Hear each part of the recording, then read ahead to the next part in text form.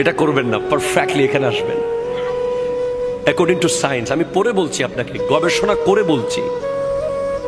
কিতাবের নাম হলো সুন্নাতে মুস্তাফা এন্ড জাদিদ সায়েন্স।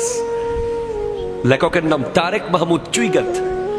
উনি গবেষণা করে লিখছেন, বিশ্বের কিছু অনেকগুলো বিজ্ঞানী গবেষণা করেছে নামাজ নিয়ে। যখন একজন বান্দা এভাবে হাত তুলে এখানে আঙ্গুল লাগায়, তখন তার দুই আঙ্গুলের সাথে কানের সাথে লেগে একটা বিদ্যুৎ আয়ন হয়, এবং এসে যখন নাভিতে হাতটা রাখে, নাভিতে পুরুষ হাত বাঁধা, এটা বিজ্ঞানসম্মত। গোটা শরীরের অসংখ্য সেল যেগুলো অলরেডি ঝিমিয়ে গেছে, ঘুমিয়ে গেছে সেল, এখানে আমাদের শরীরে লক্ষ কোটি সেল আছে।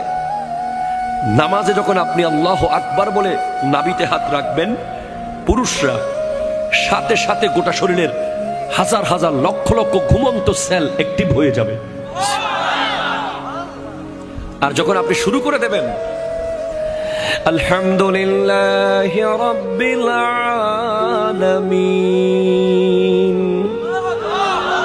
আর রহমানির রহিম মালিকি ইয়াউমিদ্দিন ইয়্যাকা না'বুদু ওয়া ইয়্যাকা নাস্তাঈন ইহদিনাস সিরাতাল মুস্তাকিম সিরাতাল লাযীনা আন'আমতা আলাইহিম গায়রিল মাগদুবি আলাইহিম ওয়ালাদ-দাল্লিন।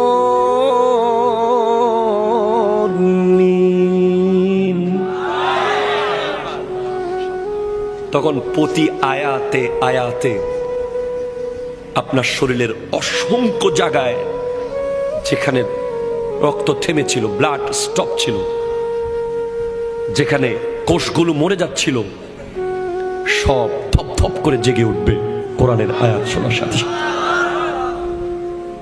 এজন্য যে সমস্ত মা বোনেরা নামাজ পড়ে, ওদের সন্তান, আর যে সমস্ত মা বোনেরা নামাজ পড়ে না, ওদের সন্তান, দুই সন্তানের মধ্যে আকাশ আর পাতাল বেশ কম থাকবে। আচরণে, ভদ্রতায়, নম্রতায়, ধৈর্যতে, সবকিছুতে পার্থক্য থাকবে।